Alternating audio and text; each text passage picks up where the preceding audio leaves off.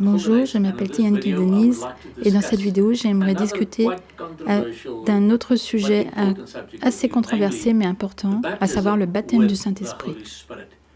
Tant de chrétiens sont en désaccord sur ce sujet et sur ce dont il s'agit. Et aujourd'hui, nous allons seulement lire ce que la parole de Dieu dit à ce sujet et vous verrez que nous pouvons comprendre ce que dit la Bible tel que c'est écrit. Mais comme tout est à propos de notre Seigneur Jésus-Christ, prions d'abord ensemble. Père, au nom puissant de Jésus, nous te remercions ce jour. Merci Seigneur, car nous savons que la Bible dit que où 2 ou 3 sont rassemblés en mon nom, je suis au milieu. Donc Seigneur, nous savons que tu es ici où nous préparons cette production, mais que tu seras aussi là où les gens la regarderont. Où qu'il soit, et nous prions pour que toi seul sois glorifié. Nous prions pour que ton Saint-Esprit me fasse sortir du chemin et que je ne sois pas celui qui parle, Seigneur, mais que tu parles en et à travers moi et nous révèles tes Écritures concernant ce message très important. Et Père, merci de nous avoir donné l'autorité de dire à Satan, nous lions tes œuvres maintenant, cette terre où nous sommes occupés est une terre sainte et aussi où les gens la regarderont, et tu ne voleras pas ce message des oreilles des enfants de Dieu et tu partiras au nom puissant de Jésus-Christ. Seigneur Jésus, nous prions pour que tu nous couvres de ton sang maintenant. Nous prions pour que tu installes tes anges tout autour de nous et que tu sois toi-même un mur de feu autour de nous, afin que chaque endroit où nous sommes occupés soit un endroit sûr, parce que tu es avec nous. Et merci Père pour tes bénédictions. Merci Père pour ta présence dans nos vies. S'il te plaît, prends-nous par la main et conduis-nous maintenant par ton Esprit Saint. Nous le demandons au nom puissant de Jésus-Christ. Amen. Sur cette vidéo, nous allons examiner les 6 points suivants, à savoir, numéro 1, le Saint-Esprit dans l'Ancien Testament, numéro 2, le Saint-Esprit dans le Nouveau Testament, numéro 3, les dons et le fruit du Saint-Esprit, numéro 4, le parler en langue, numéro 5, qui peut nous baptiser du Saint-Esprit, et numéro 6, les conséquences du baptême du Saint-Esprit. Et vous savez que j'utilise uniquement la version King James de la Bible et que ma Bible dit dans 2 Corinthiens 1, verset 13, « Car nous ne vous écrivons pas autre chose que ce que vous savez et que vous reconnaissez et que vous reconnaîtrez, je l'espère, jusqu'à la fin. » Et aujourd'hui, vous verrez que nous pouvons lire ce que la Bible dit et reconnaître ce que ça signifie et comprendre ce qu'elle dit concernant le Saint-Esprit tel que c'est écrit. Nous n'avons pas besoin d'interpréter les choses car on m'avait dit dans mon église pendant de nombreuses années que je devais tout interpréter correctement. Je dis juste ce que la Bible dit, je comprends ce qui est dit et je commence à faire ce qu'il dit que je dois faire parce que Jésus nous a prévenus en Matthieu 22, verset 29, « Vous errez, ne connaissant pas les Écritures ni la puissance de Dieu. » Et c'est là le problème avec la plupart des chrétiens. Nous errons, nous sommes trompés, nous faisons des erreurs. Pourquoi? Parce que nous ne connaissons pas nos Écritures. C'était mon problème pendant de nombreuses années. Je ne connaissais pas mes Écritures. Et pourquoi je ne connaissais pas mes Écritures? Parce que je ne connaissais pas l'auteur des Écritures. Je n'étais pas dans une relation intime personnelle avec le roi du ciel et de la terre, avec Jésus-Christ lui-même. Et ce n'est que lorsque j'ai rencontré le Seigneur Jésus personnellement qu'il a commencé à me révéler ses Écritures à travers son Saint-Esprit, quand j'ai été baptisé du Saint-Esprit. Le Saint-Esprit m'a donné cette fin de sa parole et j'ai commencé à la lire par moi-même et j'ai commencé à faire ce que la Bible dit que je dois faire. Et devinez quoi? J'ai appris à connaître cette puissance de Dieu. La puissance de Dieu dans ma vie, dans mon mariage, la vie de mes enfants, mes finances. Pourquoi? Parce que ceci, mon cher frère et sœur, est la parole vivante d'un Dieu vivant et il veut juste que nous soyons en relation avec lui. Si vous n'avez pas encore reçu le Seigneur Jésus, à la fin de la vidéo se trouve une prière que vous pourrez faire pour le recevoir dans votre vie aussi. J'ai une vidéo autrement sur la façon de recevoir Jésus-Christ et comment faire entrer Jésus dans votre vie. Vous pouvez également la regarder si vous le voulez, mais le fait est qu'il y a une certitude que nous devons tous avoir, c'est que nous allons tous mourir. Sauf si nous sommes enlevés avant l'heure, parce que je crois à l'enlèvement des saints, mais autrement, nous tous nous mourrons. Si l'enlèvement n'arrive pas avant le jour de notre mort, nous mourrons. Mais êtes-vous prêts? Êtes-vous prêt à recevoir le Seigneur Jésus dans votre vie? Êtes-vous prêt à vous tenir devant le trône de Dieu? Car nous avons le libre arbitre que vous et moi avons et nous devons utiliser notre libre arbitre. Que vous vouliez lui demander de venir dans votre vie ou non, que vous vouliez vivre selon sa parole, selon sa victoire et selon ce qu'il dit que nous devons faire, selon sa justice, dans la sanctification et tout ça. Mais vous avez un choix à faire. J'ai fait mon choix, beaucoup d'autres personnes l'ont fait. Que choisissez-vous de faire avec la connaissance que Dieu vous donne? Au numéro 1, regardons maintenant le Saint-Esprit dans l'Ancien Testament, parce que nous devons comprendre que le Saint-Esprit ne se trouve pas uniquement dans le Nouveau Testament, à partir du jour de la Pentecôte. Mais nous lisons également plusieurs fois sur le Saint-Esprit dans l'Ancien Testament. Et je vais juste vous montrer quelques versets, mais il y en a beaucoup d'autres.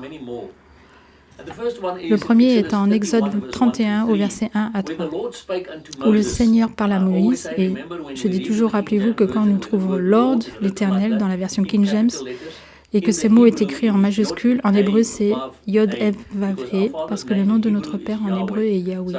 Et Yahweh parla à Moïse disant, « Regarde, j'ai appelé par nom Betsalel, fils d'Uri, fils de Hur, de la tribu de Juda, et je l'ai rempli de l'Esprit de Dieu. » Regardez ça. Je l'ai rempli de l'Esprit de Dieu, dit Dieu. Ce qui est le Saint-Esprit, en sagesse et en intelligence, en connaissance, et pour toutes sortes d'ouvrages. Nous lisons déjà que lorsque quelqu'un est rempli du Saint-Esprit, il reçoit la sagesse, l'intelligence et la connaissance. Et aussi que Dieu fait un don suffisant. Il nous enseigne toutes les différentes manières de travailler pour pouvoir faire ce que nous devrions faire dans nos carrières ou aussi dans son royaume pour lui, pour qu'on sorte et fasse des disciples de toutes les nations, comme il nous a appelés à le faire. Et c'est le genre de choses qui arrivent lorsqu'une personne est remplie du Saint-Esprit.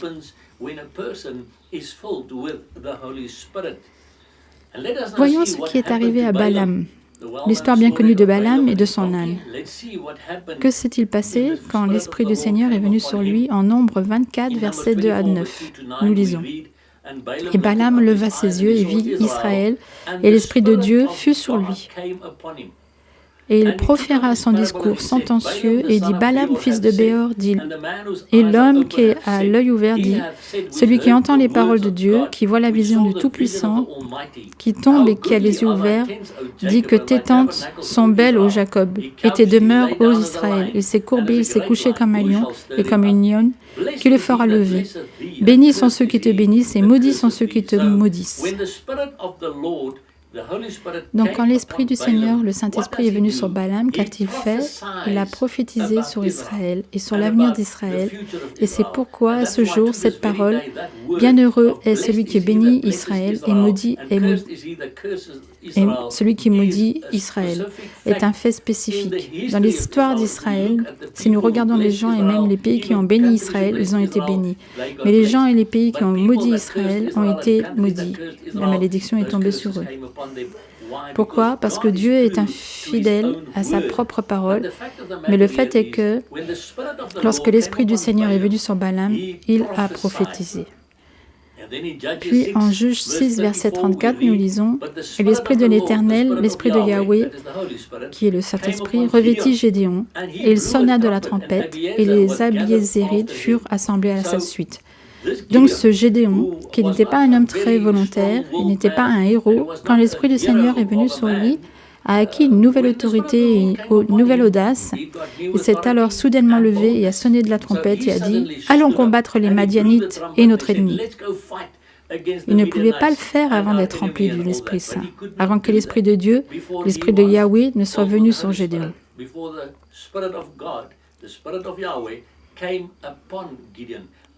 Alors seulement a-t-il reçu cette nouvelle autorité et audace. Et je discute de cette autorité que nous recevons lorsque nous sommes baptisés avec plus de détails sur ma vidéo YouTube « Royaume égale autorité » que vous pouvez regarder si vous le voulez. Si vous voulez plus d'informations concernant cette autorité que nous avons dans le royaume de Dieu quand nous nous levons et sommes baptisés du Saint-Esprit. 1 Samuel 10, versets 6 à 10, nous voyons que Samuel parle à Saul et lui dit « Et l'Esprit de l'Éternel te saisira. » Et maintenant, regardez ça. « Et tu prophétiseras avec eux et tu seras changé en un autre homme. » Et ils arrivèrent là, au coteau, et voici une troupe de prophètes venait à sa rencontre, et l'Esprit de Dieu le saisit, ici Paul, et il prophétisa au milieu d'eux. Donc, premièrement, nous voyons que Samuel dit que lorsque l'Esprit de Dieu vient sur toi, Saul, tu commenceras à prophétiser et tu seras à nouveau transformé en un autre homme. Et également, lorsque l'Esprit du Seigneur viendra sur nous aujourd'hui et que nous serons baptisés du Saint-Esprit, nous changerons, nous ne pourrons pas rester les mêmes que ce que nous étions par le passé. Mais je veux que vous voyiez quels ont été les résultats lorsque l'Esprit du Seigneur est venu sur les gens dans l'Ancien Testament. Balaam a prophétisé, Saul a prophétisé. Et nous voyons aussi dans 1 Samuel 19, verset 20, et Saul envoyait des messagers pour prendre David, et ils virent une assemblée de prophètes qui prophétisaient. Et Samuel se tenait là, les présidents, et l'Esprit de Dieu vint sur les messagers de Saul, et eux aussi prophétisèrent. Prenez note de ça, s'il vous plaît, parce que j'ai entendu des gens prêcher et dire que dans l'Ancien Testament, l'Esprit du Seigneur n'est venu que sur les prêtres, les rois et les prophètes, afin qu'ils puissent faire l'œuvre de Dieu pour laquelle ils avaient été envoyés. Mais ce verset que nous venons de lire dans 1 Samuel 19, verset 20, montre clairement que l'Esprit de Dieu est également venu sur les messagers de Saul, alors que Saul a envoyé des messagers après David. Même sur ces messagers, quand l'Esprit de Dieu est venu sur eux, on commençait à prophétiser. Remarquez vraiment ce mot. Que s'est-il passé dans l'Ancien Testament à chaque fois que quelqu'un a été rempli du Saint-Esprit et que le Saint-Esprit était descendu sur eux? Ils avaient une nouvelle autorité, une nouvelle audace, mais ils ont prophétisé à chaque fois que cela leur a été arrivé. Dans Ézéchiel 11, versets 4 et 5, nous voyons que Dieu parle à Ézéchiel et qu'il dit « C'est pourquoi prophétise contre eux, prophétise, fils d'homme. » Et l'Esprit de l'Éternel tomba sur moi et me dit « Parle ainsi, dit l'Éternel, Yahweh. Vous dites ainsi, maison d'Israël, et je connais ce qui monte dans votre esprit. » Encore une fois, que fait Ézéchiel quand l'Esprit du Seigneur tombe sur lui? Il prophétise sur Israël. Joël 2, verset 28 dit « Et il arrivera après ça que je répandrai mon esprit sur toute chair, et vos fils et vos filles prophétiseront, vos vieillards songeront des songes, vos jeunes hommes verront des visions. Et aussi sur les serviteurs et sur les servantes, en ces jours-là, je répandrai mon esprit. » Donc c'est la prophétie concernant le jour de la Pentecôte, où le Saint-Esprit sera déversé sur les disciples de Jésus. Ça a été écrit ici en Joël, déjà, et il a dit que « Je répandrai mon esprit sur toute chair, et vos fils et vos filles prophétiseront. Vos vieillards songeront des songes, vos jeunes hommes verront des visions. » Et aussi sur les serviteurs et sur les servantes, en ces jours-là, je répandrai mon esprit, a dit Dieu. Rappelez-vous une chose, dans Malachie 3, verset 6, nous lisons « Car je suis le Seigneur, je ne change pas. » Et en Hébreux 13, verset 8, « Jésus-Christ est le même, hier et aujourd'hui et éternellement. » Donc le même Dieu qui a dit dans l'Ancien Testament, écoutez, « Je répandrai mon esprit sur toute chair, et vos jeunes hommes auront des rêves et auront des visions, et vous prophétiserez, » est le même Dieu. Le Dieu qui a fait descendre son esprit sur les gens dans l'Ancien Testament est le même Dieu qui a répandu son esprit sur les disciples de Jésus dans le Nouveau Testament et qui répand son esprit sur ses enfants aujourd'hui en 2020. C'est le même Dieu, il n'a pas encore changé. Donc les mêmes choses qui se sont produites dans l'Ancien Testament se produisent encore aujourd'hui parce que Dieu n'a pas changé. Le fait est que nous, oui, on nous a tellement endoctrinés avec différents types d'argumentation et de débats, qu'on ne suit plus tout simplement ce que dit la parole de Dieu. Nous sommes tellement occupés à interpréter les choses, à discuter de nos interprétations, mon interprétation, votre interprétation.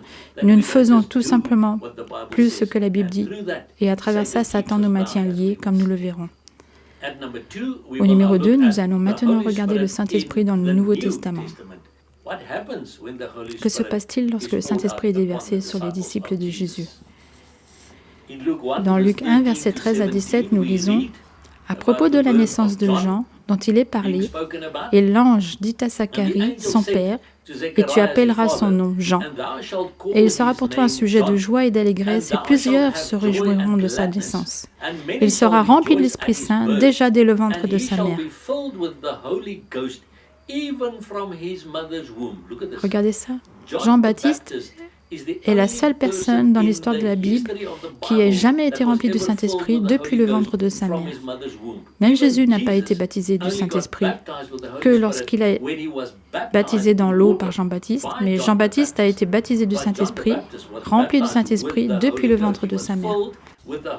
Ça a permis de voir ce que cet ange dit que ça provoquera dans la vie de Jean. Numéro 1, et il fera retourner plusieurs des fils d'Israël au Seigneur leur Dieu. Numéro 2, retourner les cœurs des pères vers les enfants. Numéro 3, les désobéissants à la pensée des justes. Numéro 4, pour préparer au Seigneur un peuple bien disposé.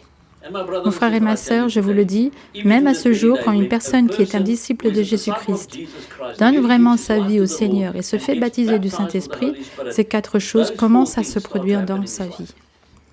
Il a un zèle et une faim en lui pour transformer les enfants du monde et les ramener au Seigneur.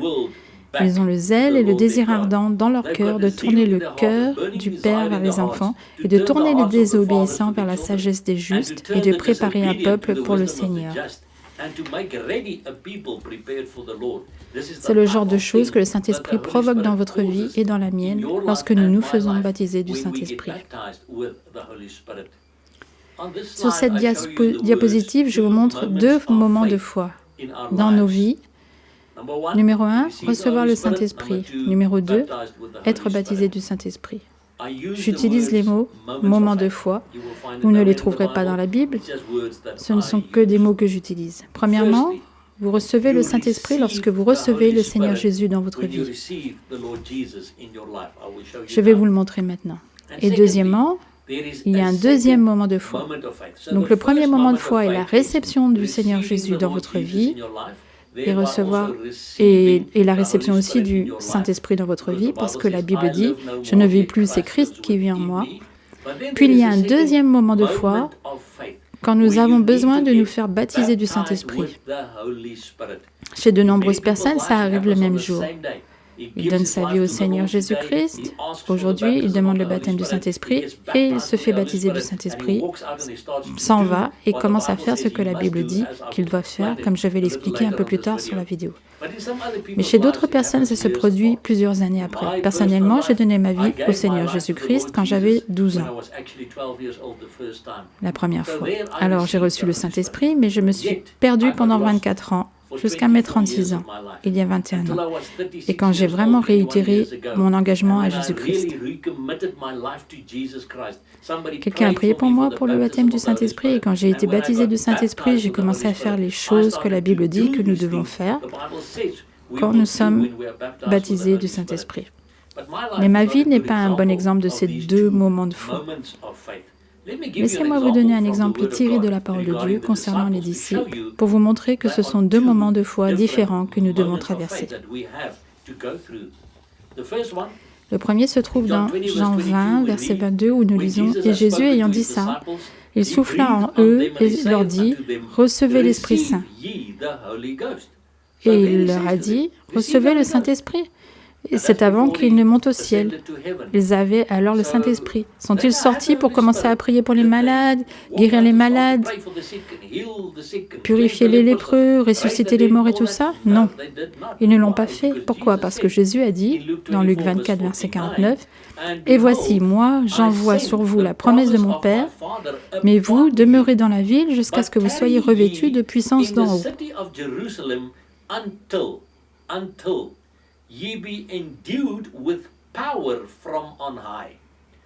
Jésus a soufflé en eux et a dit « Recevez le Saint-Esprit ». Et il a ajouté « Restez dans la ville de Jérusalem jusqu'à ce que vous soyez revêtus de puissance d'en haut ». Et ils sont restés ensemble à Jérusalem pendant 10 jours supplémentaires avant que le Saint-Esprit ne soit répandu sur eux, bien qu'ils aient reçu le Saint-Esprit lorsqu'il a soufflé sur eux. Donc très clairement, il s'agit de 2 moments de foi différents. À partir du moment où les disciples ont reçu le Saint-Esprit et lorsqu'ils se sont fait baptiser du Saint-Esprit. Et que dit Jésus ici, en Luc 24, verset 49, « Vous serez revêtus de puissance d'en haut ». Ces paroles sont répétées en Acte 1, verset 8, où Jésus dit « Mais vous recevrez de la puissance, le Saint-Esprit venant sur vous. » J'aimerais vraiment que vous voyiez quel est le mot qui est utilisé ici. Vous recevrez la puissance lorsque le Saint-Esprit viendra sur vous. Vous recevrez la puissance, vous serez doté de la puissance d'en haut, et ce mot puissance en grec est dynamis, qui signifie spécifiquement pouvoir miraculeux, généralement par implication, miracle lui-même, puissance, pouvoir, force, merveilleuse œuvre puissante. C'est ce que vous recevrez lorsque vous serez baptisé du Saint-Esprit. Vous recevrez un pouvoir miraculeux, une force, une œuvre puissante et merveilleuse, afin que vous puissiez faire ces choses pour le royaume de Dieu. Lisons maintenant ce qui s'est passé le jour de la Pentecôte. Dans les Actes 2, versets 1 à 4, nous lisons « Et comme le jour de la Pentecôte s'accomplissait, ils étaient tous ensemble dans un même lieu. Et il se fit tout à coup du ciel un son, comme un souffle violent et impétueux, et il remplit toute la maison où ils étaient assis. Et il leur apparut des langues divisées comme de feu, et elles se posèrent sur chacun d'eux. Et ils furent tous remplis de l'Esprit Saint et commencèrent à parler d'autres langues, selon que l'Esprit leur donnait de s'énoncer. » S'il vous plaît, regardez ça. Selon que l'Esprit leur donnait de s'énoncer. Aucun être humain ne leur a donné ces langues. L'Esprit leur a donné de s'exprimer. Et en Acte 2, versets 5 à 11, nous lisons « Or il y avait des Juifs séjournant à Jérusalem, hommes pieux de toute nation, d'entre ceux qui sont sous le ciel. Et le bruit de ceux-ci s'était répandu, la multitude s'assembla et fut confondue de ce que chacun les entendait parler dans son propre langage.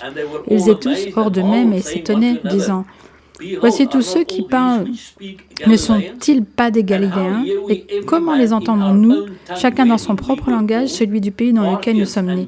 Parthes et Mèdes et Élamites, et nous qui habitons la Mésopotamie, la Judée et la Cappadoce, le pont et l'Asie, la Phrygie et la Pamphylie, l'Égypte et les quartiers de la Libye qui est près de Cyrène. Et nous, Romains qui séjournons ici, tant juifs que prosélytes, crétois et arabes, nous les entendons annoncer dans nos langues les choses magnifiques de Dieu. » Et au verset 12 à 18, il poursuit en disant « Et ils étaient tous hors d'eux-mêmes et en perplexité, disant l'un à l'autre, « Que veut dire ceci ?» Et d'autres, se moquant, disaient « Ils sont pleins de vin doux. » Mais Pierre, s'étant levé avec les 11, éleva sa voix et leur parla. « Hommes juifs, et vous tous qui habitez Jérusalem, sachez ceci et prêtez l'oreille à mes paroles, car ceux-ci ne sont pas ivres, comme vous pensez, car c'est la 3e heure du jour. Mais c'est ici ce qui a été dit par le prophète Joël. Et nous avons lu ça plus tôt, Joël 2, verset 28. Et il arrivera au dernier jour, dit Dieu, que je répandrai de mon esprit sur toute chair, et vos fils et vos filles prophétiseront, et vos jeunes hommes verront des visions, et vos vieillards songeront en songes, et sur mes serviteurs et sur mes servantes, en ces jours-là, je répandrai de mon esprit, et ils prophétiseront.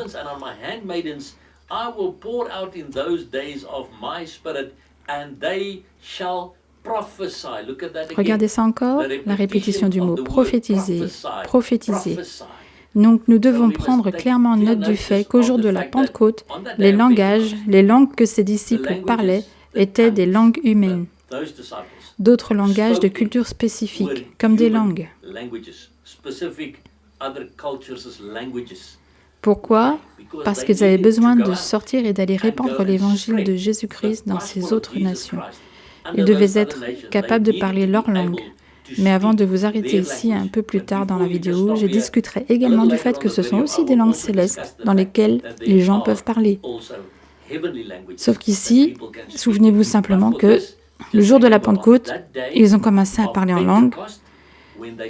Et à ce moment-là, c'était des langues humaines, différentes, langues humaines, qui ne leur ont jamais été enseignées, car ça leur a été donné par le Saint-Esprit à ce moment-là. En 1 Corinthiens 12, versets 3 à 6, nous lisons « C'est pourquoi je vous fais savoir que nul homme parlant par l'Esprit de Dieu ne dit anathème à Jésus et que nul ne peut dire Jésus Seigneur si ce n'est par l'Esprit Saint. » Arrêtons-nous ici. En premier lieu, vous pouvez toujours discerner si quelqu'un qui est vraiment un enfant de Dieu est quelqu'un de très occupé avec le Dieu de la Bible, Parce qu'aucun homme ne peut dire que Jésus est le Seigneur sauf par le Saint-Esprit, dit ma Bible. Donc je crois ce que la Bible dit. Même si je ne suis pas d'accord avec un autre prédicateur, je ne peux pas dire nécessairement qu'il est un faux enseignant, qu'il est un faux prophète s'il dit que Jésus est le Seigneur. Il ne peut pas le dire sauf par le Saint-Esprit. Donc s'il se trompe sur d'autres choses, Dieu travaillera avec lui à ce sujet, mais je ne peux pas dire qu'il n'est pas sauvé et qu'il ira en enfer ou autre. Ce jugement repose uniquement entre les mains de Dieu. Continuons. Numéro 1. Or, il y a des diversités de dons, de grâce, mais le même esprit. Numéro 2. Il y a diversité de services. Le mot là en grec signifie aussi ministère et le même Seigneur. Numéro 3, il y a diversité d'opérations, et le mot en grec signifie aussi œuvres différentes, mais le même Dieu qui opère tout en tous. Et ce que nous voyons en réalité dans ces versets, c'est que le Saint-Esprit est celui qui apporte la diversité des dons et nous donne des dons différents. Jésus, le Seigneur, est celui qui nous a appris à servir les autres, et puis Dieu le Père est celui qui opère tout, celui qui travaille en et à travers nous tous pour faire ce qu'il veut être fait selon sa parole. Donc là, nous avons le Père, le Fils et le Saint-Esprit, chacun faisant différentes choses dans nos vies. Le Saint-Esprit apportant les dons du Saint-Esprit, Jésus nous apprenant comment nous servir les uns les autres dans le monde extérieur, et Dieu le Père opérant en nous et à travers nous, et nous apprenant à faire ces choses. Et nous devons comprendre, si nous voulons écouter, si nous sommes prêts à lire ce que ce livre nous enseigne, et à commencer à faire ce qu'il dit, parce que nous commençons à l'étudier par nous-mêmes, alors nous verrons les conséquences de la parole de Dieu se concrétiser dans nos vies.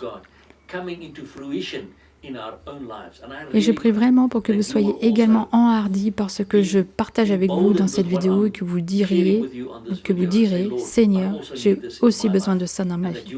Et que vous vous lèverez également et commencerez à faire ce que la Bible dit que vous devez faire. Parce que, comprenez une chose, Jésus, quand il s'est fait baptiser, et j'ai aussi une autre vidéo sur le baptême des croyants par rapport au baptême des enfants, Jésus a été baptisé.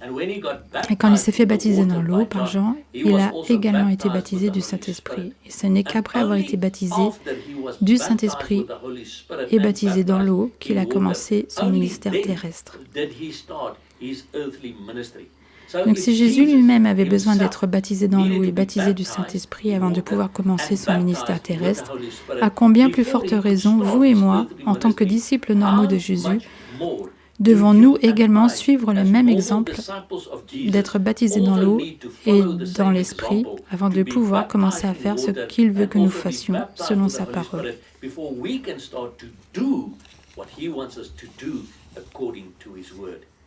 La décision vous appartient. Que ferez-vous de ces informations que je partage avec vous? Jésus veut donc que vous suiviez également ses traces et de recevoir la même puissance qu'il avait, afin qu'il puisse travailler à travers vous pour toucher le monde extérieur. Au numéro 3, voyons maintenant les dons et le fruit du Saint-Esprit. En 1 Corinthiens 12, versets 7 à 11, nous lisons « À chacun est donnée la manifestation de l'Esprit en vue de l'utilité commune. » Voyez ça d'abord? À chacun est donnée la manifestation de l'Esprit en vue de l'utilité commune. Donc, on ne vous a pas donné les dons de l'Esprit juste pour vous-même. Vous ne recevez pas les dons de l'Esprit pour que vous puissiez simplement les utiliser pour vous-même. Lorsque Dieu donne les dons de l'Esprit aux disciples de Jésus, il les leur donne afin que vous puissiez aller toucher la vie des autres avec ces dons.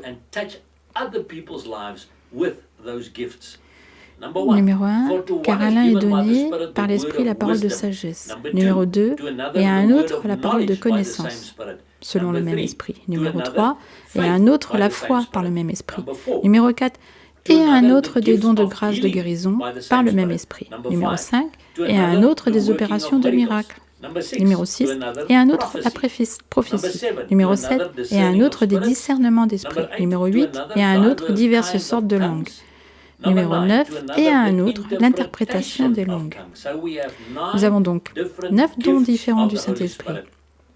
Regardez maintenant le dernier verset. Mais le seul et même Esprit opère toutes ces choses, distribuant à chacun en particulier comme il lui plaît.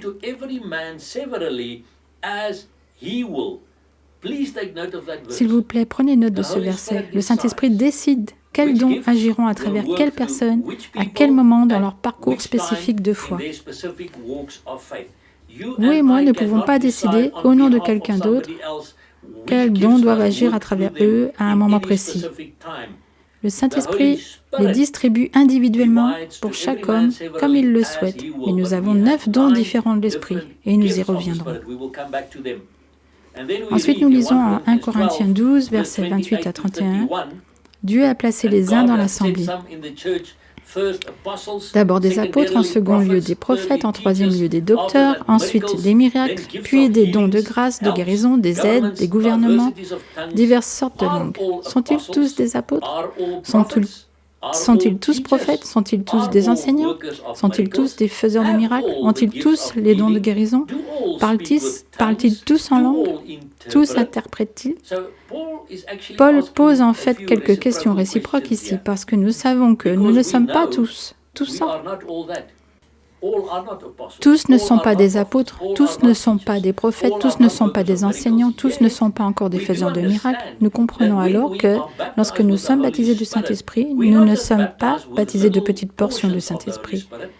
Lorsque vous êtes baptisé du Saint-Esprit, vous êtes baptisé de la plénitude de l'Esprit de Dieu, y compris les 9 dons du Saint-Esprit qui sont dans le Saint-Esprit et qui vit maintenant en nous.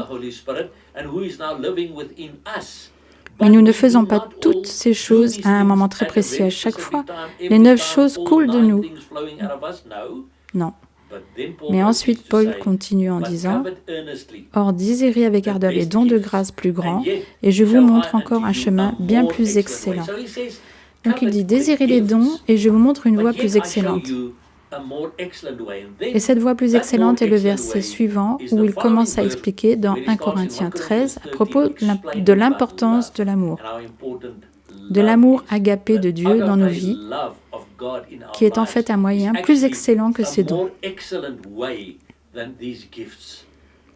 Tant de gens recherchent simplement les dons, mais ils ne voient pas le donateur des dons. Ils recherchent tant de dons. Pourquoi? Parce qu'ils veulent dire « j'ai ces dons et je peux faire ceci, je peux faire ça ». Vous voyez, c'est de l'orgueil. Mais si j'entre dans la voie la plus excellente de l'amour agapé de Dieu dans ma vie, alors ces dons que Dieu a donnés profiteront à tous. Ça touchera la vie des autres autour de moi. Quelqu'un me l'a expliqué une fois, il m'a dit, tu sais quoi, quand tu as été baptisé du Saint-Esprit, tu as reçu la plénitude du Saint-Esprit. Tu as reçu ces 9 dons dans ta vie. Mais le Saint-Esprit les laissera fonctionner à travers toi comme il le voudra et le décidera. Et la personne l'a également expliqué très gentiment en lui disant, tu sais, c'est comme une veste que tu portes. Si tu entres dans un hôpital et que quelqu'un est allongé sur un lit, très malade, tu ne vas pas mettre ta veste de prophète, t'approcher de son lit et lui dire, tu sais que le Seigneur m'a choisi pour te dire que tu es malade. Il le sait déjà, il est à l'hôpital. Donc il n'a pas besoin que vous portiez la veste de prophète à ce moment-là. Qu'aimerait-il que vous portiez? Qu'a-t-il besoin que vous portiez? Vous devez porter la veste de l'œuvre de miracle ou la veste des dons de guérison à ce moment-là, afin que le Saint-Esprit distribue dans votre vie individuellement et fera ce qui est nécessaire au moment opportun. Donc, vous ne recevrez pas une parole de prophétie au sujet de quelqu'un qui est malade. Vous aurez besoin des dons de guérison. Et c'est ainsi que le Saint-Esprit laissera les dons de l'Esprit agir et couler à travers vous pour toucher d'autres personnes autour de vous. Regardons maintenant ce que la Bible dit concernant le fruit de l'Esprit. Nous lisons ça en Galates 5, verset 22. Mais le fruit de l'Esprit est numéro 1, l'amour, numéro 2, la joie, numéro 3, la paix, numéro 4, la longanimité, la patience, numéro 5, la bienveillance, numéro 6, la bonté, numéro 7, la foi, numéro 8, la douceur, numéro 9, la tempérance. Contre de telles choses, il n'y a pas de loi. Encore une fois, 9 dons de l'Esprit dans 1 Corinthiens 12. Et maintenant, nous lisons au sujet des 9 caractéristiques du fruit de l'Esprit.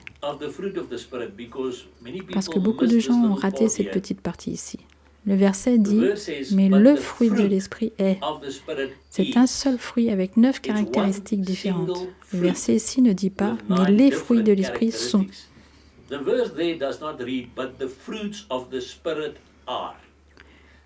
Souvent, quand je vais dans des églises ou des maisons, ils ont un arbre représenté sur le mur de l'église ou autre avec différents fruits accrochés à cet arbre.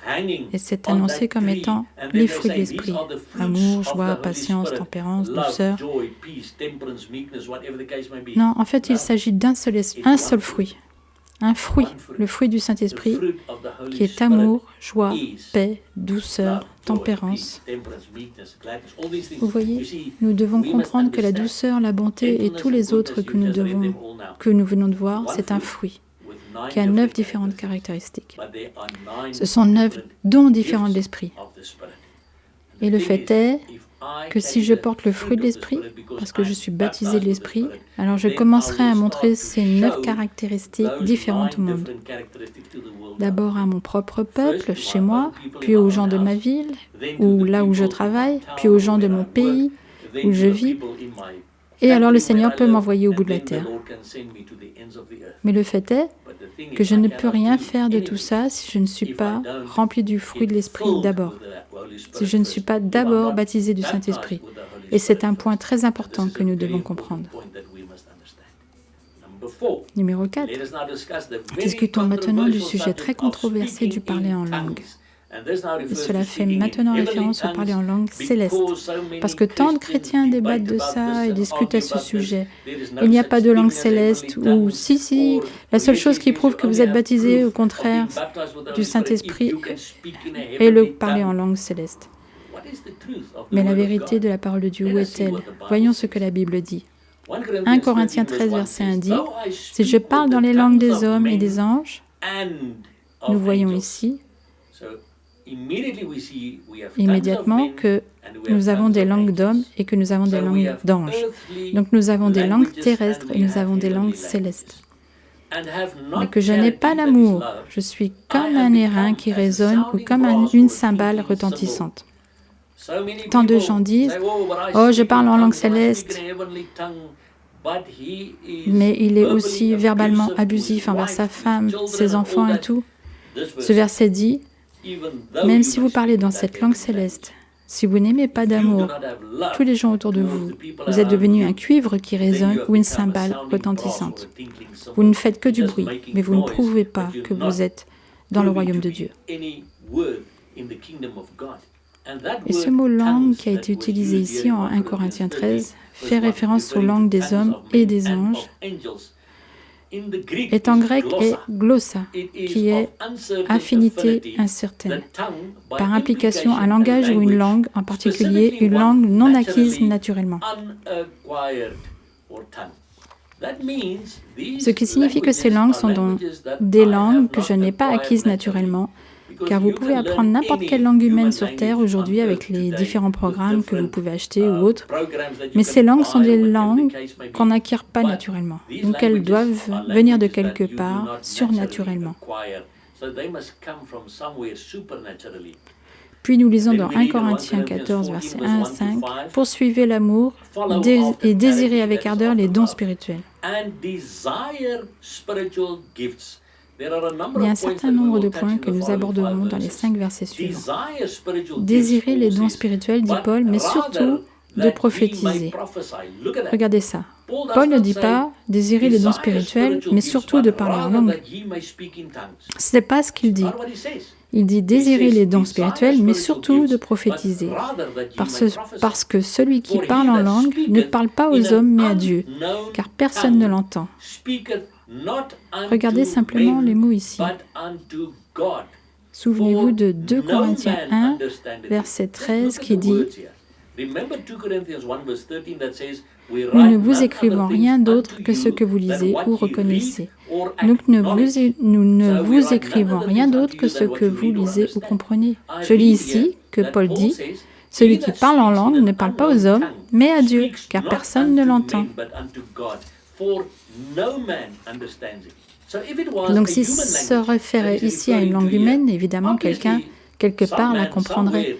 Paul dit non, un tel homme qui parle en langue parle une langue que personne ne peut comprendre, mais seulement Dieu. Mais en esprit, il prononce des mystères. Donc si vous parlez dans une autre langue humaine, une langue terrestre,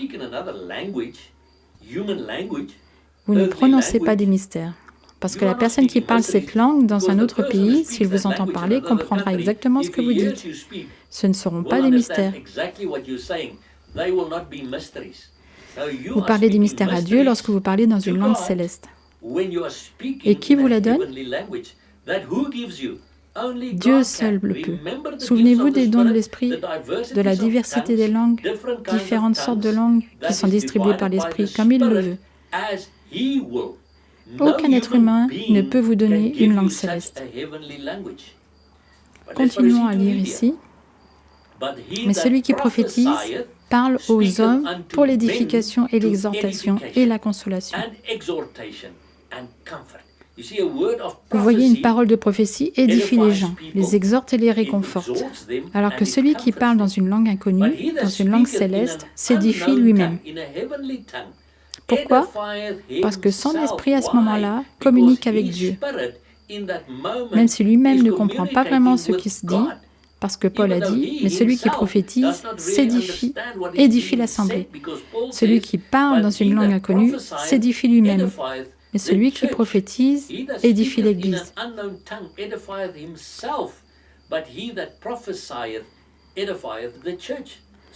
Alors regardez ça maintenant. Si je parle en langue, je m'édifie moi-même. Pourquoi? Parce que mon esprit, à ce moment-là, communique avec Dieu. Même si, moi-même, dans mon esprit, je ne comprends pas ce que dit mon esprit. Nous verrons ce que Paul dit à ce sujet, mais il poursuit en disant « Mais celui qui prophétise édifie l'assemblée » parce qu'ils reçoivent une exhortation à travers cette prophétie. Ils reçoivent l'édification, ils reçoivent du réconfort. Mais si vous parlez en langue, personne ne sait ce que vous dites, personne ne comprend ce que vous dites. Alors Paul poursuit en disant « Or je désire que tous vous parliez en langue, mais surtout que vous prophétisiez. » Regardez ceci maintenant. Je désire que tous vous parliez en langue, dit-il, mais surtout que vous prophétisiez. Regardez en rouge. Mais celui qui prophétise est plus grand que celui qui parle en langue, à moins qu'il n'interprète, afin que l'assemblée reçoive de l'édification. Donc il n'y a aucun moyen que nous puissions simplement parler en langue dans l'Église et personne n'en reçoit l'édification. Si quelqu'un parle en langue, quelqu'un d'autre doit l'interpréter, sinon cette personne doit se taire et s'asseoir, sans quoi l'Église ne peut pas recevoir d'édification. S'il vous plaît, notez les paroles qui disent « Mais celui qui prophétise est plus grand que celui qui parle en langue ». Alors pourquoi faisons-nous du parler en langue une si grande chose? Si Paul dit « Vous êtes plus grand que celui qui parle en langue si vous prophétisez »,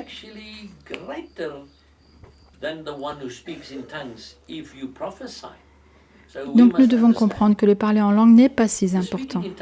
Rappelez-vous, quand nous avons commencé au chapitre 1, ce qui est arrivé à la plupart des gens, lorsque l'Esprit du Seigneur est venu sur eux, ils ont prophétisé, prophétisé, prophétisé. Et encore ici, Paul dit au verset 1, « Désirez les dons spirituels, mais de prophétiser plutôt, non pas, mais plutôt de parler en langue. Car plus grand est celui qui prophétise que celui qui parle en langue. » Et nous lisons en 1 Corinthiens 12, verset 28 encore, « Dieu a placé les uns dans l'assemblée. Numéro 1, d'abord des apôtres. Numéro 2, en second lieu, des prophètes. Numéro 3, en troisième lieu, des docteurs. Numéro 4, après ça, des miracles. Numéro 5, puis des dons de grâce de guérison. Numéro 6, des aides. Numéro 7, des gouvernements. Numéro 8, diverses sortes de langues. » Mon frère et ma sœur, veuillez noter que dans le Nouveau Testament grec, les choses étaient généralement écrites par ordre d'importance.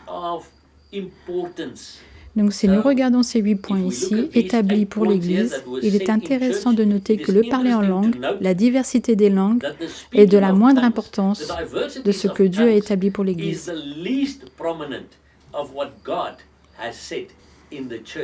Alors pourquoi élevons-nous le parler en langue au-dessus de tout autre? Pourquoi disons-nous aux gens, si vous ne parlez pas en langue céleste, dans les langues inconnues, vous n'êtes pas encore baptisé du Saint-Esprit? Pourquoi faisons-nous ça? Parce que Satan est à l'origine de toute cette histoire de parler en langue pour que certaines personnes se sentent indignes parce qu'elles ne parlent pas encore en langue et il donne aux autres une fierté spirituelle parce que moi je parle en langue et pas toi, que tu ne le parles pas encore. Et donc les gens pensent qu'ils sont meilleurs que les autres et à travers ça, ils ne montrent pas cet amour agapé de Dieu au monde extérieur parce que les gens ne veulent rien avoir à faire avec eux car ils sont pleins d'orgueil spirituel. Et le parler en langue n'est pas non plus le seul signe visible d'avoir été baptisé du Saint-Esprit, mon frère et ma sœur. Lisez encore 1 Corinthiens 12, versets 7 à 11. Une parole de sagesse est audible et visible. Quand quelqu'un reçoit une parole de sagesse pour parler sur quelqu'un d'autre, les gens peuvent le voir se produire et les gens peuvent entendre cette parole de sagesse. Donc si quelqu'un est baptisé du Saint-Esprit et qu'il prononce une parole de sagesse, c'est un signe audible et visible d'avoir été baptisé du Saint-Esprit. Une parole de connaissance est audible et visible. La foi est invisible, oui. Si vous recevez le don de la foi, c'est invisible. Les dons de guérison sont visibles. Au moment où vous priez pour que quelqu'un guérisse et qu'il guérit, c'est quelque chose que vous pouvez voir de vos yeux. Donc si vous priez pour quelqu'un et si quelqu'un vient pour prier pour quelqu'un et qu'il est baptisé du Saint-Esprit et que cette personne est guérie, cela signifie que le don est visible. Ce n'est pas un don invisible. Les miracles. Lorsque les miracles se produisent, c'est visible. La prophétie est aussi audible et visible. Le discernement, oui, ça pourrait être visible, parce que vous discernez ce qui ne va pas dans un lieu spécifique, une instance ou la vie d'une personne. Ce don est invisible. La diversité des langues, audible et visible. L'interprétation des langues, audible et visible. Donc, frères et sœurs, le parler en langue n'est pas le seul signe d'avoir été baptisé du Saint-Esprit. Et ici, il est mentionné avant-dernier par ordre d'importance. Alors pourquoi élevons-nous le parler en langue? Parce que Satan l'utilise parmi les chrétiens pour que les autres personnes se sentent indignes, alors qu'ils ont déjà été baptisés. Vous savez, j'ai un ami à qui ils ont dit « Tu iras en enfer parce que tu ne parles pas encore en langue ». Je lui ai demandé, où dans la Bible lis-tu ça? Et quand cet ami priait pour que quelqu'un soit guéri, ils étaient guéris. Donc il a été baptisé du Saint-Esprit et les dons de guérison œuvraient par lui. Pourtant ils lui ont dit, tu iras en enfer parce que tu ne parles pas en langue céleste. Quel mensonge du diable! Ça l'a presque empêché de continuer à prier pour les gens. Il m'a dit, Tian, ça veut dire que je ne suis pas baptisé du Saint-Esprit, donc je dois arrêter de prier pour que les gens soient guéris. J'ai dit non. Ne fais pas ça.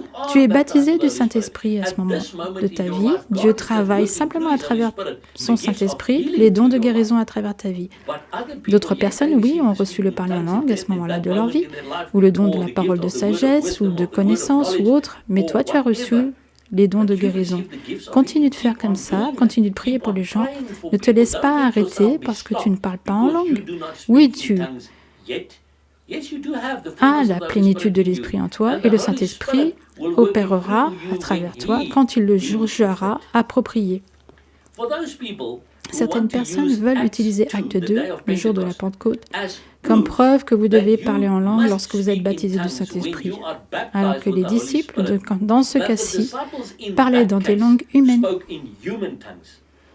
Donc si ces versets doivent être utilisés comme preuve que vous devez parler en langue avant de pouvoir dire que vous êtes baptisé du Saint-Esprit, il est certain que tous ceux qui se tiennent là-dessus doivent aussi avoir la confirmation qu'ils sont tous capables de parler dans d'autres langues humaines depuis le moment où ils ont été baptisés ainsi, sans acquérir naturellement une telle langue. Et si la Bible déclare que Celui qui prophétise est plus grand que celui qui parle dans une langue. Comment les croyants peuvent-ils continuer à affirmer que le parler en langue est le seul véritable signe du baptême du Saint-Esprit? Comment le don moindre peut-il être la preuve la plus claire d'un tel baptême? S'il était nécessaire de vraiment considérer un don comme une preuve d'être baptisé du Saint-Esprit, sûrement, selon tous les versets de l'Ancien Testament et du Nouveau Testament qui ont été donnés, ce devrait être le don de prophétie. According to all the verses from the Old and the New Testaments that are given, it must actually be the gift of prophecy. Qu'est-ce que j'essaie de dire avec tout ça? Juste ça. Arrêtez de faire pression sur les autres chrétiens s'ils ne parlent pas encore en langue dans leur marche de foi. Ils ne peuvent pas se donner ces langues eux-mêmes. Seul le Saint-Esprit le peut, parce qu'en essayant de les forcer à parler en langue, en les laissant prononcer des mots après vous, ou en essayant de leur apprendre à parler en langue, vous dites en fait que vous êtes, vous, le Saint-Esprit, car la Bible dit que c'est le Saint-Esprit qui donne les dons, comme il le veut. It is the Holy Spirit that gives the gifts as He will. Personne d'autre ne peut apprendre à quelqu'un d'autre à parler dans une langue céleste. Et si Dieu choisit de ne pas donner à cette personne de parler en langue à ce moment-là, comment oserais-je lui dire « Tu n'es pas baptisé du Saint-Esprit » ? Donc si Dieu choisit de lui donner une parole de sagesse ou le don de prophétie ou les dons de guérison, mais pas encore le don de parler en langue, comment oserais-je lui dire qu'elle n'est pas baptisée du Saint-Esprit ?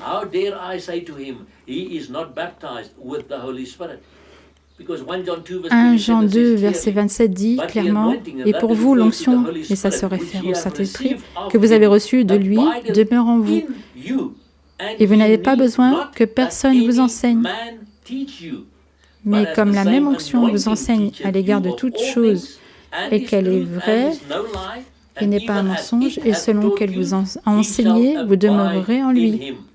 Le Saint-Esprit vous enseignera ces choses de la parole de Dieu.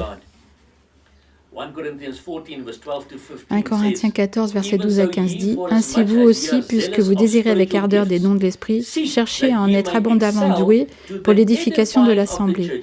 Souvenez-vous de ce que dit Paul, qu'est-ce qui édifie l'Église? Quand quelqu'un prononce des paroles de prophétie, mais si quelqu'un parle en langue, il ne s'édifie que lui-même. C'est pourquoi que celui qui parle en langue prie pour qu'il l'interprète.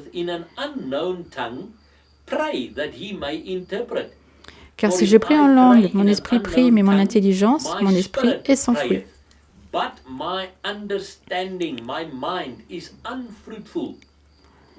Qu'est-ce donc? Je prierai avec l'esprit, mais je prierai aussi avec l'intelligence. Je chanterai avec l'esprit, mais je chanterai aussi avec l'intelligence. Ce verset nous donne un avant-goût de ce que vous pouvez faire pour savoir si quelqu'un parle vraiment dans une langue céleste, en tenant également compte du fait que, oui, Satan forge également certains de ses dons, et donc qu'il y a aussi des langues sataniques. Mais si vous vous demandez si la langue que vous avez vient de Dieu ou non, demandez au Saint-Esprit, « Seigneur, si ce n'est pas de toi, s'il te plaît, enlève-la. » Et ça arrivera. Mais comment puis-je le tester? Je l'ai en fait testé moi-même. Paul dit ici, si je prie dans une langue inconnue, mon esprit prie, mais ma compréhension, mon esprit est infructueux. Alors comment pourrais-je le vérifier? C'est facile. Une personne qui pense une langue depuis sa tête, quand elle est occupée, dites-lui, si tu penses parler une langue céleste, parle-la et ensuite prenez un papier et pendant que vous parlez cette langue, écrivez votre nom, adresse sur un papier. Cette personne doit immédiatement s'arrêter. Pourquoi?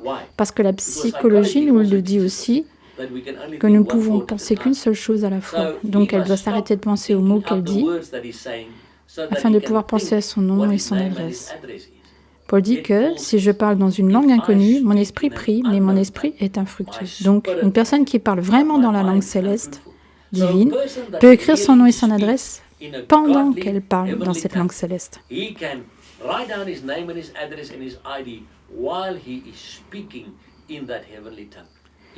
Certains chapitres des livres que j'ai écrits l'ont été alors que je parlais en langue. Mon esprit parlait à Dieu, m'édifiant, mais mon esprit était infructueux, afin que mon esprit puisse encore penser à ce que je devais écrire dans mes livres, pendant que mon esprit parlait à l'Esprit de Dieu et que cela m'édifiait.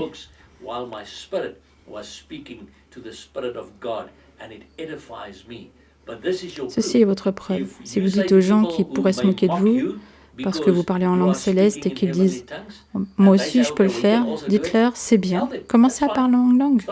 Voici du papier et un stylo pour toi. Pendant que tu parles en langue, écris ton nom, ton adresse ou autre, et voyez s'ils peuvent le faire. » Mais encore une fois, je dis, si vous vous inquiétez de savoir si la langue que vous parlez vient de Dieu ou de l'ennemi, demandez au Seigneur d'enlever ce qui n'est pas de lui. Et c'est après que vous lui ayez demandé ça, c'est toujours là, alors vous savez que le Saint-Esprit la laisse couler à travers vous et vous pouvez continuer à le faire. C'est ce que Paul dit, je prierai en esprit, mais je prierai aussi avec ma compréhension. Je chanterai des louanges avec mon esprit, mais aussi avec la compréhension. Très souvent, quand nous sommes en train d'adorer, oui, je chante aussi dans la langue céleste que Dieu m'a donnée. Ne vous laissez pas être moqués. Mais nous devons comprendre aussi qu'il ne faut pas vous penser meilleur que les autres parce que vous parlez en langue, et eux pas encore. Dieu dispose à travers son Esprit Saint, individuellement, à qui il veut, ce dont cette personne a besoin à ce moment-là, dans sa marche de foi. Et je n'ose pas lui dire, vous n'êtes pas baptisé du Saint-Esprit parce que vous ne parlez pas en langue. Mais il prie déjà pour que les gens soient guéris, il chasse des démons, il fait des miracles et toutes sortes de ces choses. Il est baptisé du Saint-Esprit. Il pourrait tout simplement ne pas parler en langue à ce moment-là, dans sa marche de foi. 1 Corinthiens 14, verset 26-28 dit « Qu'est-ce donc, frères, quand vous vous réunissez, chacun de vous a un psaume, a un enseignement, a une langue, a une révélation, a une interprétation, que tout se fasse pour l'édification. » Pas juste pour vous édifier vous-même, pour édifier l'Église. Et si quelqu'un parle en langue, que ce soit 2 ou tout au plus 3 qui parlent, et chacun à son tour, et que quelqu'un interprète. Mais s'il n'y a pas d'interprète, qu'il se taise dans l'assemblée et qu'il parle à soi-même et à Dieu.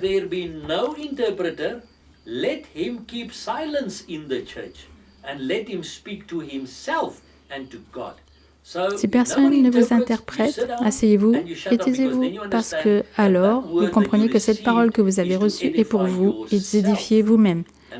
Encore une fois, j'ai vu des gens dans différentes églises, pentecôtistes, charismatiques. 2 personnes parlaient en simulant la langue céleste. Vous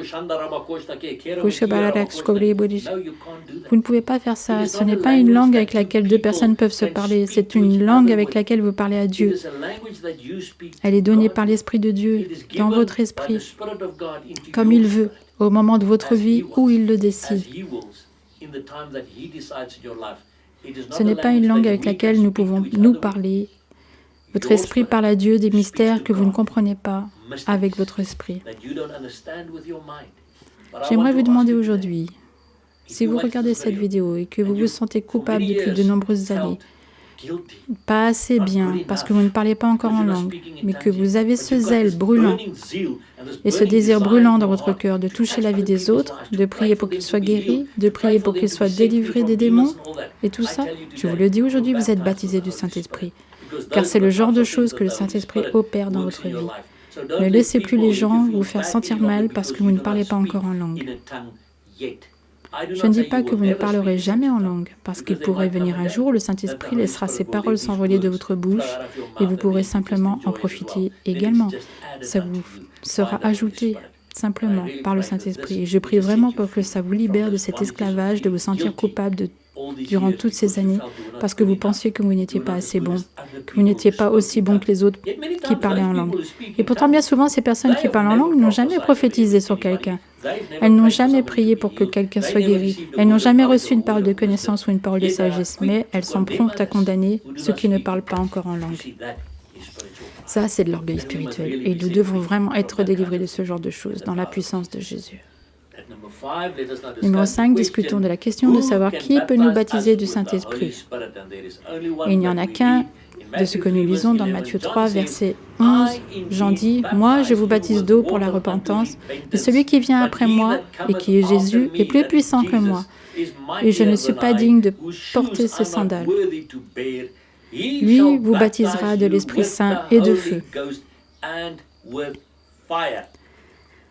Alors, qui est celui qui vous baptisera du Saint-Esprit et de feu? Une seule personne. Son nom est Jésus-Christ. Je dis aux gens, méfiez-vous. Il y a beaucoup qui disent, venez à moi. Quand vous viendrez, je prierai pour vous et vous parlerez en langue sans aucun doute. Attention, ma Bible dit que Jésus-Christ est celui qui peut nous baptiser du Saint-Esprit et de feu. Quel est donc ce feu? Ce feu dont j'ai fait l'expérience dans ma vie a deux caractéristiques spécifiques. Premièrement, lorsque j'ai été baptisé du Saint-Esprit et de feu, ce feu brûle tout ce qui dans ma vie est toujours sale, péché et n'est pas sanctifié et est injuste. Donc le feu du Saint-Esprit brûle toute la saleté de ma vie. Deuxièmement, ce feu provoque également un zèle brûlant en moi qui m'incite à sortir et à faire ce que Dieu dit que nous devons faire, selon ce livre, d'aller prêcher aux gens concernant le royaume de Dieu, l'autorité que nous avons dans le royaume de Dieu pour prêcher aux autres et sur ce qu'ils sont en Christ, afin qu'ils puissent aussi le vivre dans leur propre vie et aussi guérir les malades, purifier les lépreux, comme nous le verrons, et ressusciter les morts. C'est le genre de choses que vous voulez aller faire parce qu'il y a un feu en vous brûlant toute la saleté et vous donnant ce nouveau zèle pour sortir et faire ce que Dieu veut que nous fassions. Mais êtes-vous déjà baptisé du Saint-Esprit? Avez-vous demandé au Seigneur de vous baptiser de son Saint-Esprit? Parce que c'est Jésus, oui, Jésus qui vit en nous. Donc si vous venez à moi et me dites, Tian, s'il te plaît, prie avec moi pour le baptême du Saint-Esprit, je vous dirai, mon frère, ma sœur, je prierai avec toi. Je serai à tes côtés pour demander au Seigneur Jésus-Christ de te baptiser du Saint-Esprit. Mais je ne peux pas le faire à sa place. Je peux juste prier avec toi. Je peux juste être ton témoin, selon Matthieu 18, verset 19, qui dit que quand deux s'accordent à propos de quelque chose, Dieu sera lui-même avec eux. Alors oui, mon frère, ma sœur, je ne peux pas vous baptiser du Saint-Esprit. Je ne suis pas digne de lier les lacets de Jésus-Christ, comme Jean l'a dit. Mais je peux prier avec toi pour être baptisé du Saint-Esprit. C'est tout ce que je peux faire. Faites donc attention aux gens qui disent « Je peux vous baptiser du Saint-Esprit ». Je vous le dis aujourd'hui, je ne peux pas, mais je prierai avec vous à tout moment. Si vous deviez venir à moi, ou vous deviez me demander de prier avec vous pour ça, je prierai avec vous pour ça, car Dieu veut vraiment le donner à ceux qui le lui demandent, comme nous le verrons. Au numéro 6, voyons quelles seront les conséquences du baptême du Saint-Esprit dans ma vie. Je vais vous montrer quelques points maintenant et je veux que vous en preniez vraiment note. À la première ligne, j'ai écrit « vrai produit versus contrefaçon ». Nous devons comprendre qu'il y a un vrai produit dans la Bible, mais que Satan essaie également de falsifier beaucoup de choses dans le monde. Par exemple, le don de prophétie qu'il a forgé est devenu la divination. Beaucoup de gens donc pensent prophétiser alors qu'en réalité, ils pratiquent la divination. Il y a donc un vrai produit et il y en a un faux. Mais souvent, les chrétiens ont tellement peur de la contrefaçon qu'ils jettent le vrai produit par la fenêtre parce qu'ils ne savent pas ce que dit l'Écriture à ce sujet. Alors attention à ne pas jeter le vrai produit par la fenêtre par peur de la contrefaçon.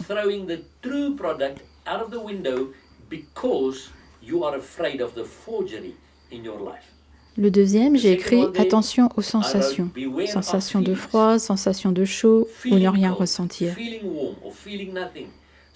Beaucoup de gens me disent « Quand j'ai été baptisé du Saint-Esprit, j'ai senti cette chaleur me traverser ». D'autres me disent « Quand j'ai été baptisé du Saint-Esprit, j'ai senti ce froid me traverser ». Et d'autres me disent « Quand ils ont prié pour moi pour le baptême du Saint-Esprit, je n'ai rien ressenti ». Mais j'ai soudainement eu cette nouvelle faim de lire la parole de Dieu, de parler de Dieu aux autres et de leur enseigner à propos de Jésus. Je dis oui, tu as été baptisé du Saint-Esprit, mais cela n'a rien à voir avec les sensations. Parce que Hébreux 11, verset 1 dit, Or, la foi est l'assurance des choses qu'on espère et la conviction de celles qu'on ne voit pas. Donc la foi, c'est « je le crois parce que la parole de Dieu le dit, pas parce que je le ressens ». Au point suivant, j'ai écrit « Les gens sont tellement enclins à aller d'onction en onction. Ils courent après les onctions. » J'entends des gens dire « Vous savez, ce prophète parle dans cette église ce soir. Allons-y tous. Peut-être que nous pouvons obtenir un peu de son onction. » Vroom, tout le monde court vers cette église pour essayer d'obtenir l'onction de ce prophète. Et ensuite ils disent, la semaine prochaine, il y a un autre prophète qui parle dans cette église-là. Allons-y voir tous pour obtenir un peu de son onction. Vroom, tout le monde va à cette église pour essayer d'obtenir l'onction de ces prophètes. Mon frère et ma sœur, oubliez l'onction des autres. Prenez la parole de Dieu. Allez à Dieu le Père. Allez à Jésus-Christ et demandez l'onction du Saint-Esprit. Et non pas l'onction d'un autre être humain. L'onction du Saint-Esprit. Not any other human being's anointing, the anointing of the Holy Spirit. Et puis enfin, j'ai écrit le baptême ou le remplissage. Y a-t-il une différence entre être baptisé du Saint-Esprit ou être rempli du Saint-Esprit? Non, il n'y a pas de différence. Si vous êtes baptisé du Saint-Esprit, vous êtes tellement rempli du Saint-Esprit qu'il coule de vous. Des ruisseaux d'eau vive couleront de vos entrailles. Si vous êtes rempli du Saint-Esprit, vous êtes rempli à ras-bord et des ruisseaux d'eau vive couleront de vous. Ainsi, lorsque le Saint-Esprit viendra sur vous, vous baptisera et vous remplira, il s'écoulera vers un monde brisé à l'extérieur pour toucher d'autres personnes autour de vous. Et ensuite, quelles seront les conséquences du Saint-Esprit dans nos vies?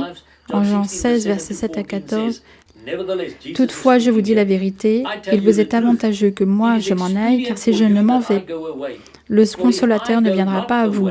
Mais si je m'en vais, je vous l'enverrai. » Qui est ce Consolateur? C'est le Saint-Esprit. Et Jésus dit, car si je ne m'en vais, le Consolateur ne viendra pas à vous. Mais si je m'en vais, je vous l'enverrai. Et quand celui-là sera venu, il convaincra le monde de péché et de justice et de jugement. Donc ce sont donc les premières choses que le Saint-Esprit fait lorsqu'il entre dans votre vie. Lorsque vous recevez le Seigneur Jésus dans votre vie, il commence à vous convaincre de péché dans votre vie, de justice de Dieu. J'ai aussi une vidéo YouTube sur ce qu'est la justice que vous devriez regarder. Et de jugement. Mais quand celui-là, l'Esprit de vérité, sera venu, regardez ça, il vous conduira dans toute la vérité, car il ne parlera pas par lui-même, mais il dira tout ce qu'il aura entendu, et il vous annoncera les choses qui vont arriver. Celui-là me glorifiera, ici Jésus, car il prendra de ce qui est à moi et vous l'annoncera. S'il vous plaît, notez bien ça. Jésus dit que quand le vrai Saint-Esprit vient, le Consolateur, numéro 1, il ne parlera pas de lui-même, mais il me glorifiera, dit Jésus. J'ai été dans des églises où ils disent « Oh, mais vous savez que le Saint-Esprit concerne le Saint-Esprit. Vous devez être l'ami du Saint-Esprit. Le Saint-Esprit veut être votre meilleur ami. Le Saint-Esprit vous enseignera ceci et cela. Et le Saint-Esprit ceci et le Saint-Esprit cela. » Non, ma Bible dit que le Saint-Esprit ne parlera pas de lui-même. Le Saint-Esprit ne se glorifiera pas lui-même. Le Saint-Esprit parle de Jésus. Il glorifiera Jésus, il vous montrera les choses à venir concernant Jésus. Faites donc attention, même aux églises, quand elles vous disent que c'est juste à propos du Saint-Esprit, que tout tourne autour du Saint-Esprit et rien d'autre. Non, le Saint-Esprit vous montrera que tout tourne autour de Jésus. Assurez-vous que vous êtes en bonne position avec Jésus. Commencez à faire ce que Jésus dit. Vous devez faire des choses comme les instructions qu'il a données à tous ses disciples dans Matthieu 10, versets 7 et 8, où il a dit « Et quand vous irez, numéro 1, prêchez, disons le royaume des cieux s'est approché. Numéro 2, guérissez les infirmes. Numéro 3, purifiez les lépreux. Numéro 4, ressuscitez les morts. Numéro 5, chassez les démons. Vous avez reçu gratuitement, donnez gratuitement. » À nouveau, je le répète, j'ai cette autre vidéo YouTube sur le royaume égale l'autorité. Allez voir ce que la Bible dit à propos du royaume des cieux à portée de main. Mais le problème, ce sont les instructions que Jésus a données à ses disciples, qui sont ces 5 choses, parce que ce sont les choses qu'il a faites lui-même. Vous pouvez lire les 4 évangiles encore et encore, vous verrez tout ce qu'il a fait. Vous pouvez mettre sous l'une de ces 5 rubriques qu'il a prêché sur le royaume, qu'il a guéri les malades, qu'il a purifié les lépreux, qu'il a ressuscité les morts, qu'il a chassé des démons. Et c'est ce qu'il dit que vous et moi devons faire, mais nous ne pourrons pas le faire si nous ne sommes pas baptisés du Saint-Esprit.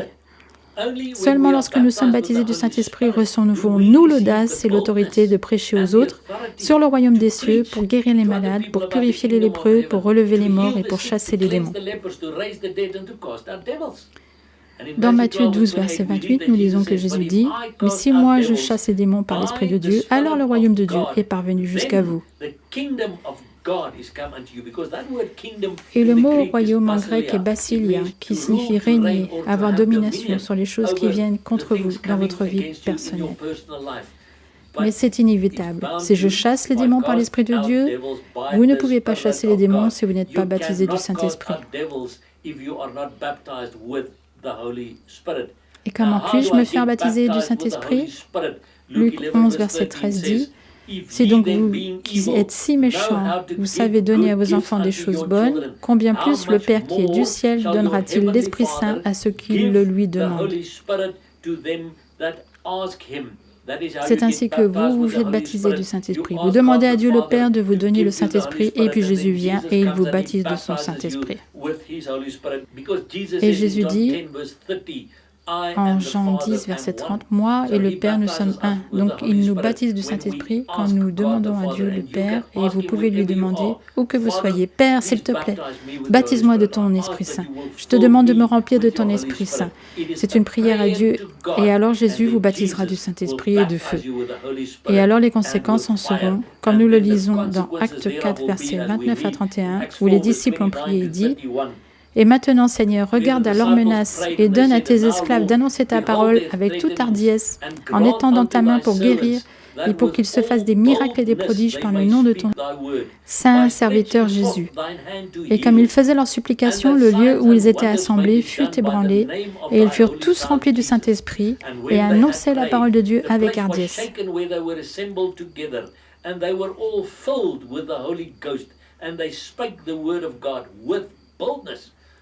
Donc l'une des conséquences du Saint-Esprit dans ma vie est que je reçois soudainement une nouvelle audace de parler à d'autres autour de moi à propos de Jésus, comme je n'avais jamais eu auparavant.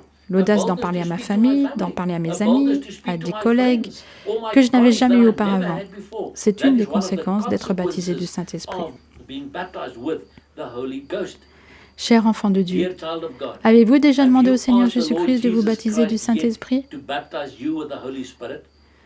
Juste pour que vous puissiez vivre les instructions de Dieu pour votre vie dans et envers le monde qui vous entoure. C'est ce que nous devons comprendre à nouveau. Si vous recevez les dons du Saint-Esprit, c'est pour en faire profiter à tous. Ce n'est pas que pour vous-même. Vous ne recevez pas les dons de guérison pour vous prier pour vous-même pour être guéri. Oui, ça oui. Mais ce n'est pas juste pour vous-même. Vous recevez ce don afin que vous puissiez aller prier pour d'autres personnes, pour qu'elles soient guéries. Vous ne recevez pas les dons de faire des miracles pour simplement prier pour des miracles pour vous. Oui, ça aussi, mais pour en faire profiter à tous, en sortant et en priant pour que d'autres personnes reçoivent des miracles dans leur vie. C'est pourquoi vous le recevez. Et quelqu'un m'a demandé un jour, « Mais Tian, j'ai prié pour le baptême du Saint-Esprit, mais je n'ai pas reçu des langues de feu sur moi. » Mon frère et ma sœur, ça s'est produit au moment de la Pentecôte. Depuis lors, aucune langue de feu ne vient sur nous lorsque nous prions pour le Saint-Esprit. Nous demandons à Dieu le Père de nous donner le Saint-Esprit, puis Jésus-Christ vient et il nous baptise de Saint-Esprit et de feu. Ce feu commence à couler en moi, cela brûle tout ce qui n'est pas de lui, cela me purifie et cela me donne le zèle pour sortir et faire ce qu'il veut que je fasse. Je ne peux rien faire sans le Saint-Esprit dans ma vie. Jésus-Christ et ses propres disciples devaient être baptisés dans l'eau et baptisés du Saint-Esprit avant de pouvoir commencer leur ministère terrestre. Combien plus, vous et moi, avons-nous besoin de faire la même chose? Before they could start their earthly ministries, how much more do you and I need to do the same? Et encore, si vous regardez aussi ma vidéo sur l'enlèvement des saints, je montre aussi que le baptême d'eau et le baptême du Saint-Esprit sont deux des prérequis pour être prêts pour l'enlèvement. Si vous voulez Envoyez-moi un email, je vous enverrai mon livre et ensuite vous pourrez aussi lire dans mon livre comment j'explique que, selon la parole de Dieu, vous devez être baptisé et du Saint-Esprit pour être prêt à l'enlèvement. Ça fait partie de l'huile dans la lampe que les 5 vierges sages avaient dans leur lampe. Vous devez être prêt parce que la venue de Jésus est proche. Rappelez-vous, mon frère et ma sœur, que ce n'est pas un Dieu mort. Jésus dit dans Apocalypse 1, versets 17 et 18, « Ne crains point, moi je suis le premier, le dernier et le vivant, et j'ai été mort, et voici je suis vivant au siècle des siècles. Amen. » Et tout l'honneur et la gloire reviennent à Jésus-Christ de Nazareth. Alors prions ensemble. Père, au nom puissant de Jésus, nous te remercions, Seigneur, de nous donner le Consolateur quand nous te le demandons et nous prions, Seigneur, pour que ton Esprit Saint change la vie des gens et qu'ils commencent à faire ce que tu veux qu'ils fassent. Que les gens qui regardent cette vidéo, quand ils prient et quand ils te demandent, Seigneur, de les baptiser de ton Esprit Saint, que tu le fasses selon ta parole et qu'ils soient transformés en d'autres personnes. Des personnes qui vraiment se lèvent pour parler de la parole de Dieu avec audace et ont ce feu de Dieu dans leur vie qui leur donne le zèle pour faire ce que tu veux qu'ils fassent. Mais aussi ce feu en eux qui brûle toutes les choses mauvaises et les péchés en eux, les choses que Satan a utilisées contre nous dans le passé, afin qu'ils puissent se lever et être ce que tu les appelles à être, pour que toi, Seigneur, puisses être glorifié en eux et à travers eux, afin que ton Esprit Saint puisse opérer la diversité des dons à travers eux. Et nous te remercions pour ça, Seigneur Jésus. Et nous continuons à crier, Maranatha, viens, Seigneur Jésus. Amen. Père, je viens à toi au nom puissant du Seigneur Jésus-Christ de Nazareth. Je confesse que je suis un pécheur, Seigneur, et que j'ai besoin de Jésus-Christ comme sauveur. Je confesse tous les moments de ma vie où j'ai laissé le diable gouverner mes pensées, mes paroles et mes actions comme péché. Je confesse tous les moments où j'ai été désobéissant à ta parole, la Bible, et où j'étais déçu comme péché. Et je te demande de, s'il te plaît, me pardonner au nom de Jésus. Merci Père, car je sais que tu me pardonnes maintenant et que tu ne te rappelleras plus jamais mes péchés. Alors je confesse maintenant que je crois de tout mon cœur que Jésus-Christ est mort sur la croix pour moi et qu'il a physiquement été ressuscité par Dieu le Père et qu'il est monté à sa droite. Seigneur, je confesse que je reçois maintenant Jésus-Christ comme mon roi, mon Seigneur, mon Sauveur, mon Rédempteur et mon ami. Seigneur, je te demande de me baptiser de ton Esprit Saint et de me guider par ton Esprit Saint. Apprends-moi à rester dans ta parole et à vivre une vie justifiée et sanctifiée. Donne-moi une nouvelle soif pour ta parole et s'il te plaît, révèle-moi tes Écritures au travers de ton Saint-Esprit. Merci Père, car je sais que je suis également appelé maintenant ton enfant et que je serai guidé par ton Esprit Saint. Amen. Remerciements à notre Seigneur et Roi Jésus-Christ pour sa miséricorde et sa grâce et pour sa résurrection des morts qui nous offre une possibilité de recevoir la vie éternelle et nous donne également l'autorité pour triompher sur l'ennemi et ses mensonges. Remerciements à ma femme pour son incessante prière, son amour et son support.